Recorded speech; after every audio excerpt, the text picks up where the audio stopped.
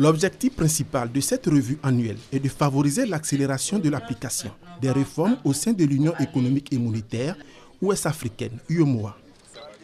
À la sortie d'audience avec le Premier ministre Amadou Gon Coulibaly, la délégation de la commission de l'UEMOA, conduite par son président Bourehima Abdallah, a félicité et encouragé le gouvernement pour la qualité des travaux et les conclusions et recommandations consignées dans le projet de mémorandum adopté par consensus.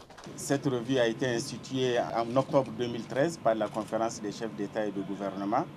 Il s'agissait alors d'inviter les autorités compétentes des 8 États de l'Union à accélérer les réformes dans plusieurs domaines, dans les domaines macroéconomiques, c'est-à-dire la gouvernance, dans le domaine sectoriel et pour le renforcement du marché commun. Donc ce sont ces 3 domaines qui ont été visités ici en Côte d'Ivoire et je puis vous dire que les résultats sont satisfaisants. Nous avons enregistré de grandes avancées.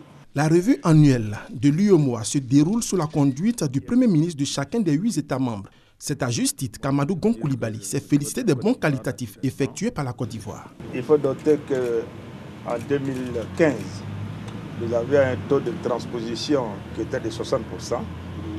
Et que l'évaluation qui vient d'être faite, nous avons un taux de transposition au niveau de la Côte d'Ivoire qui est de 65%.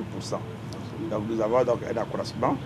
Vous devez noter également que le président de la République, donc son Excellence M. Alassane Ouattara, est président de la conférence des chefs d'État de l'Union économique et monétaire ouest-africaine.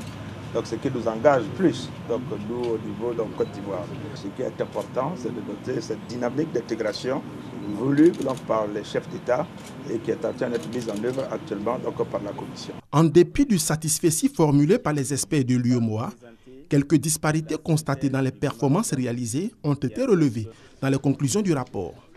Pour rappel, la revue annuelle vise à renforcer le suivi des réformes communautaires, faciliter leur mise en œuvre dans les délais prévus et favoriser l'harmonisation des législations nationales et leur conformité à la réglementation communautaire.